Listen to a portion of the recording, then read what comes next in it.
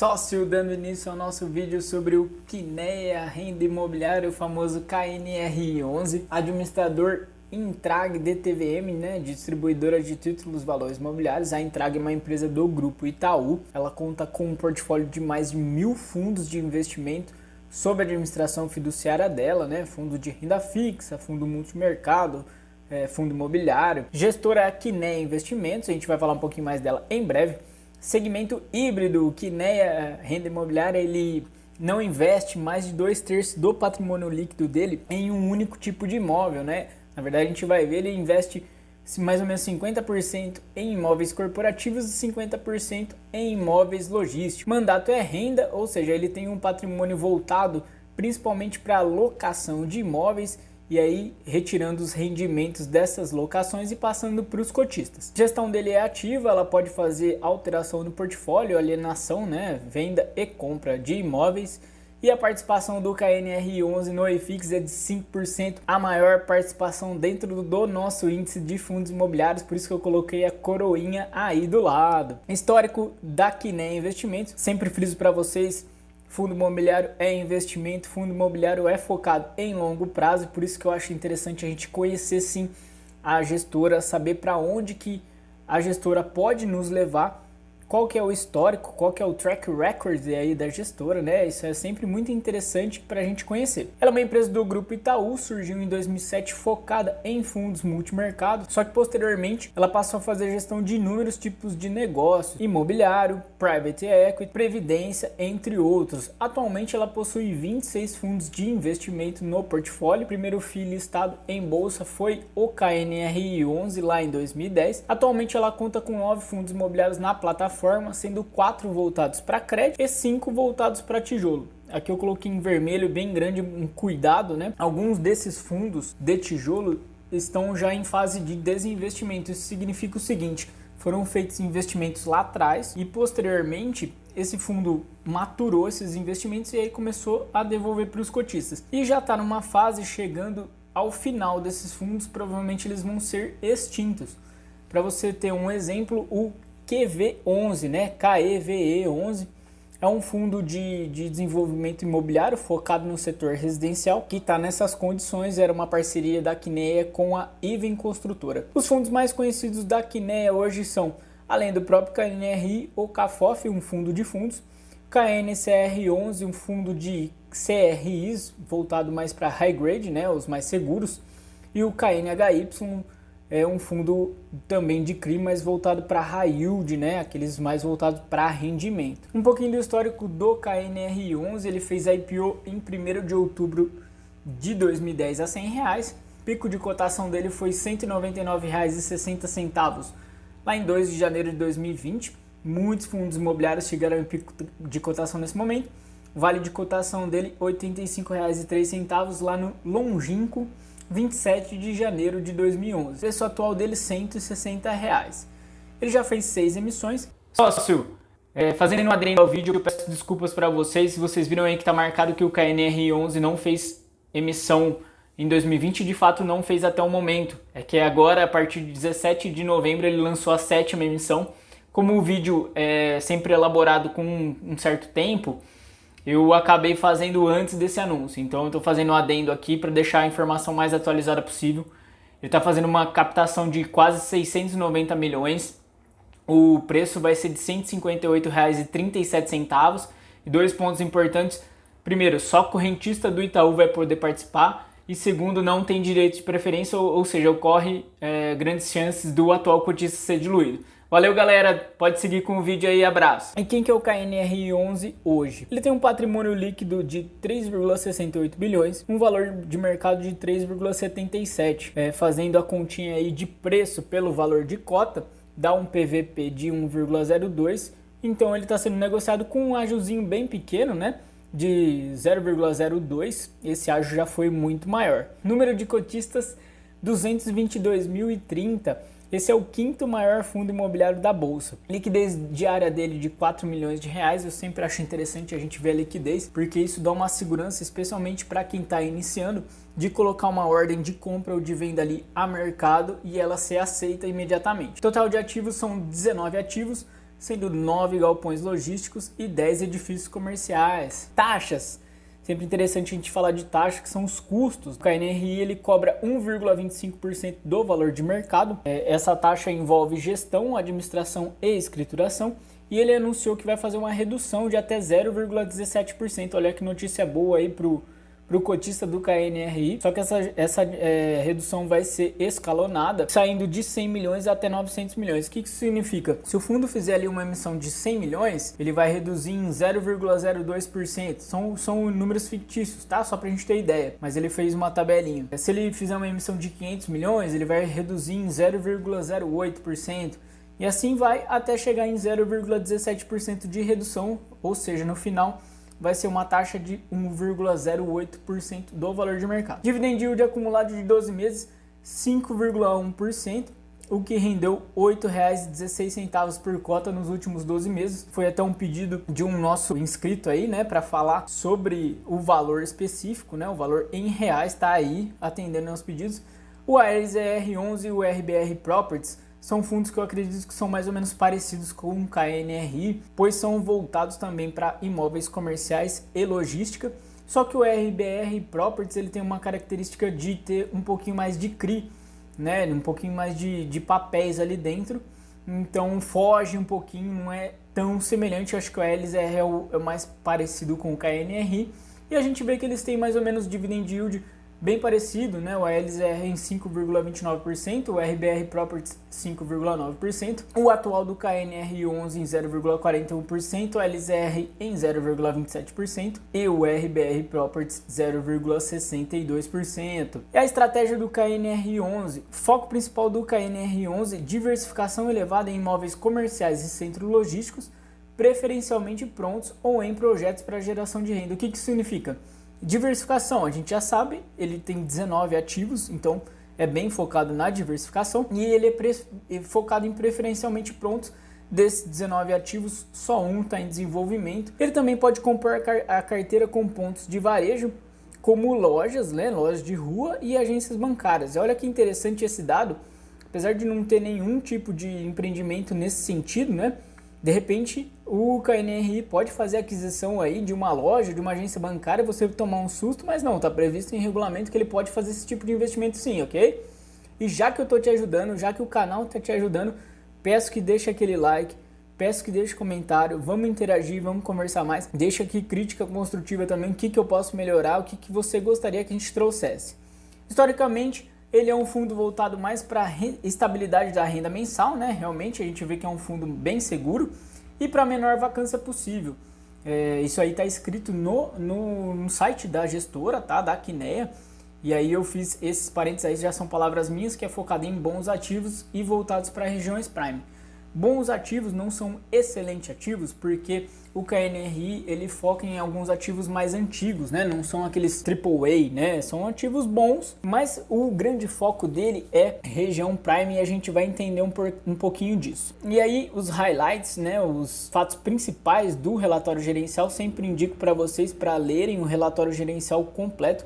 No caso do KNR11 é um relatório gerencial pequenininho, tem 6, 7 páginas, é bem tranquilo.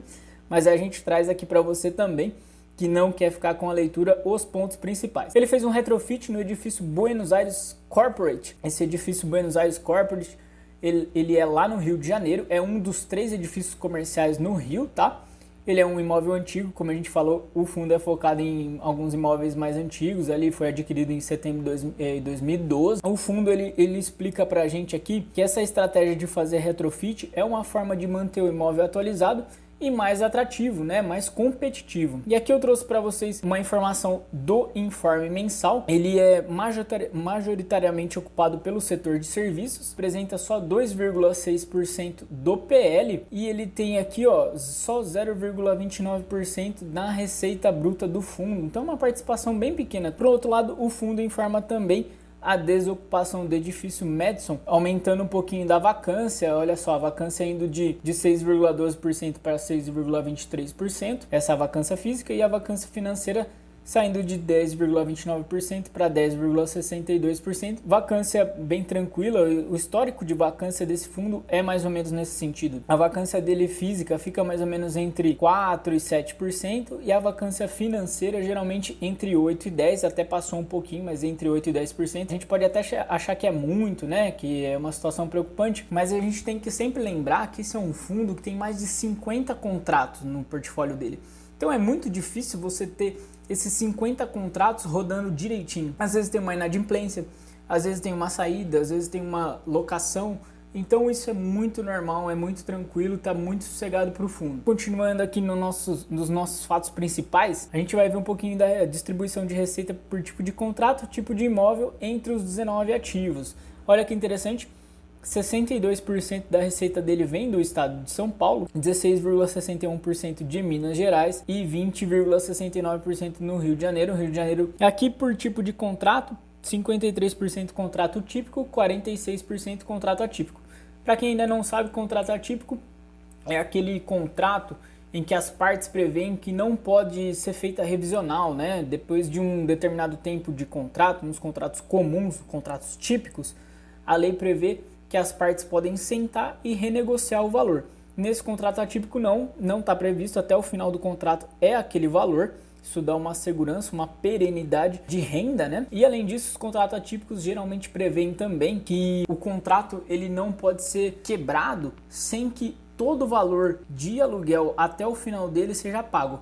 Então, se o inquilino resolve sair, ele tem que pagar hoje todo o fluxo futuro de aluguéis que ele deveria, trazidos a valor presente. E aqui, receita por tipologia interessante, 46% em escritório, 53% logística, segue mais ou menos o número de ativos que ele tem. E a receita por índice de reajuste, isso é muito interessante, toda voltada para índices de inflação, né, IPCA e IGPM. E esse montante aqui em IGPM é muito interessante para você que é cotista, considerando que o IGPM está batendo agora em 2020 mais de 20%. Alguns contratos renovam-se agora em 2020. Então, se o KNRI aplicar esse reajuste por completo, a gente não sabe se isso vai ser possível, ele vai ter um aumento de rendimento interessante. E aqui a receita por setor, é interessante a gente ver isso também. Ele é bem diversificado, né? Tem um percentual maiorzinho aqui em comércio e indústria.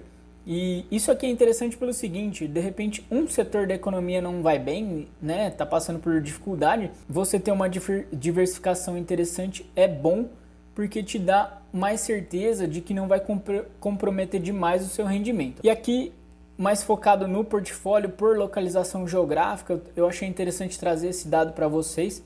Como a gente já sabe, são 19 ativos, olha que a BL gigantesca, né? 755 mil. E aí a gente tem aqui em São Paulo, esses ativos todos em região Prime, né? Isso é muito interessante.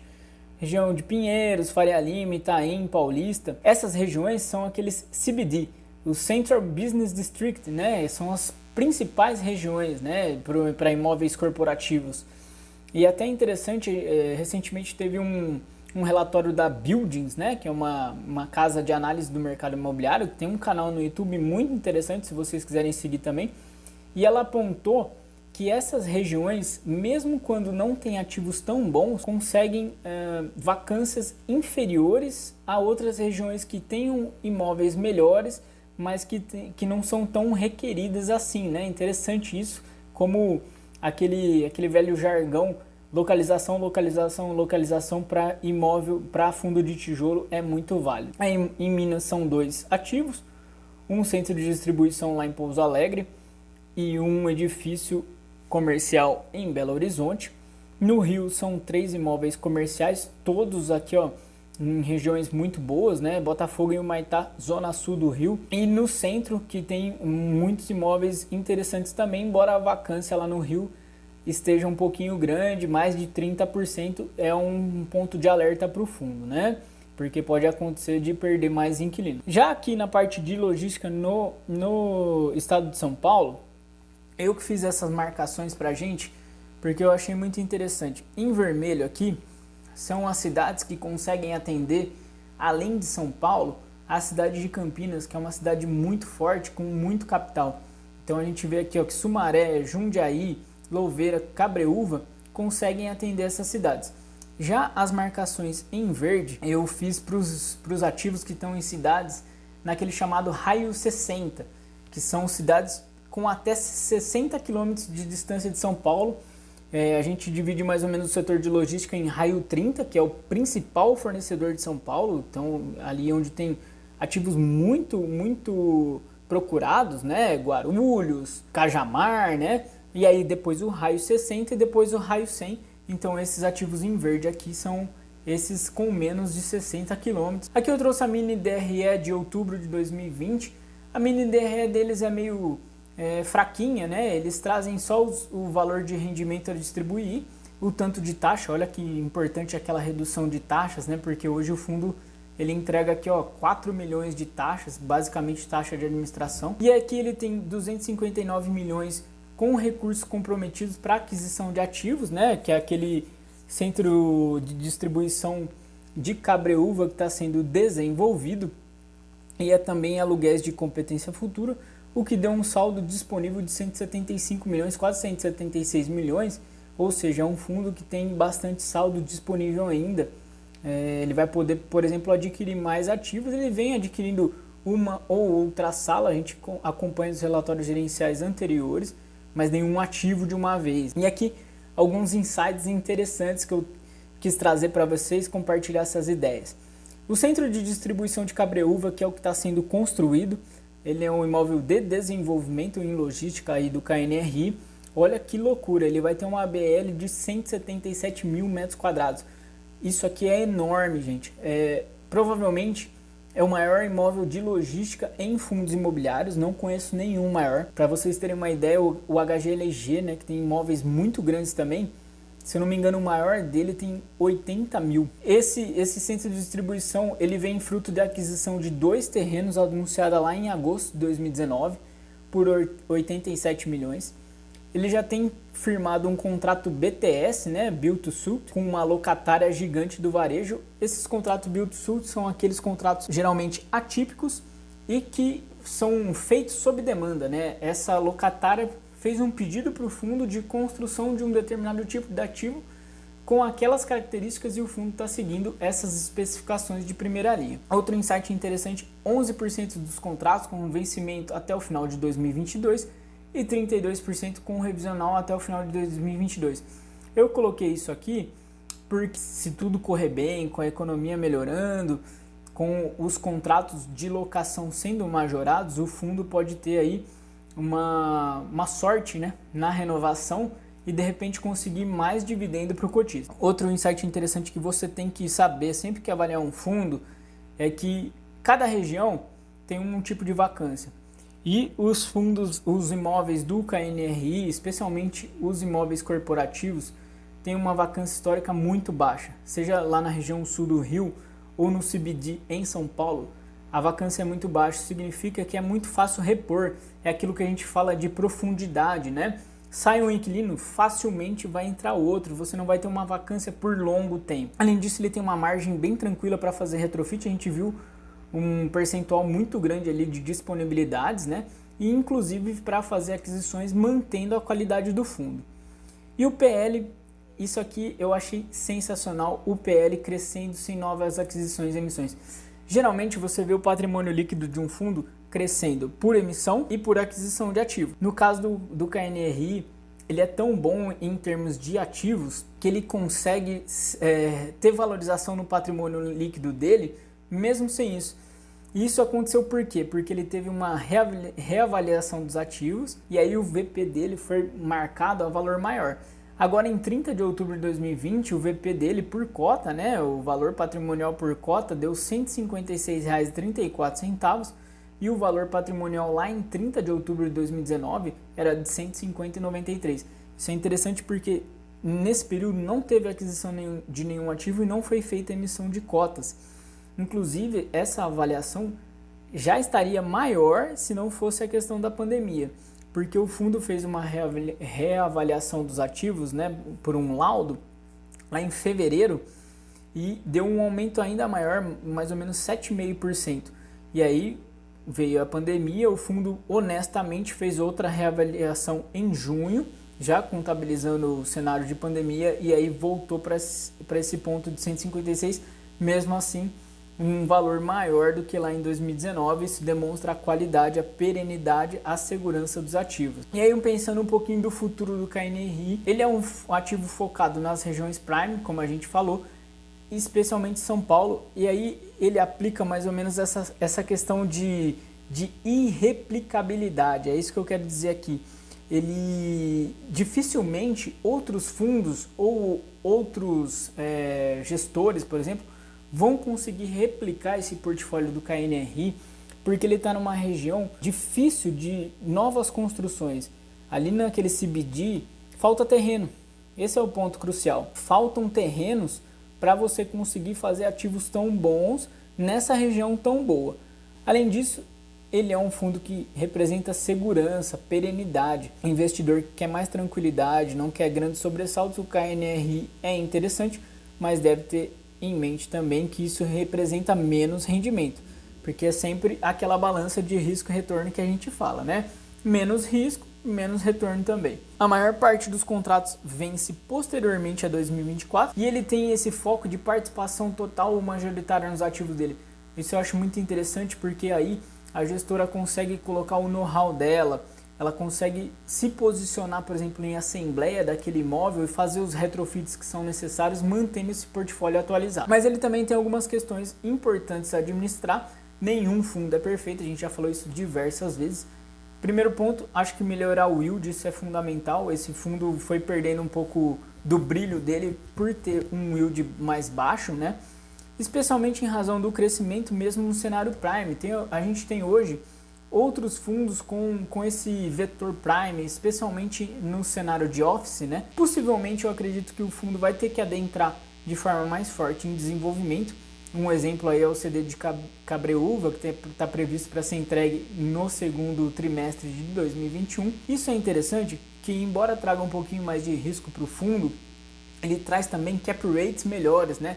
O fundo ele consegue aquela taxa, o valor de locação frente ao valor de desenvolvimento do imóvel, um spread maior do que quando adquire um imóvel já pronto. Além disso, eu acho que cada vez mais frequentes os retrofits. A gente viu que ele tem alguns imóveis mais antigos, vários imóveis ali de aquisições desde 2011, 2012, então os imóveis vão, né, depreciando. O imóvel com mais de 10 anos é natural que ele tenha que fazer algumas reformas, algumas readequações.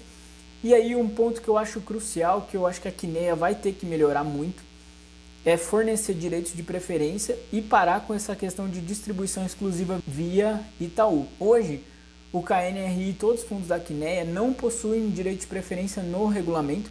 Isso afugenta muitos investidores, né? Direito de preferência é aquele direito que confere ao atual cotista manter o percentual dele dentro do patrimônio líquido, não sendo diluído, e a distribuição é exclusiva para quem é correntista do Itaú. Isso eu acho que também não faz muito sentido mais. Isso é de um regulamento retrógrado, né? Eu acho que aos poucos a Kinea vai sendo forçada a modificar. Pessoal, o que eu tinha para falar do KNRI 11 era isso. Espero que vocês tenham gostado. Peço novamente o like, peço comentários e até a próxima, se Deus quiser.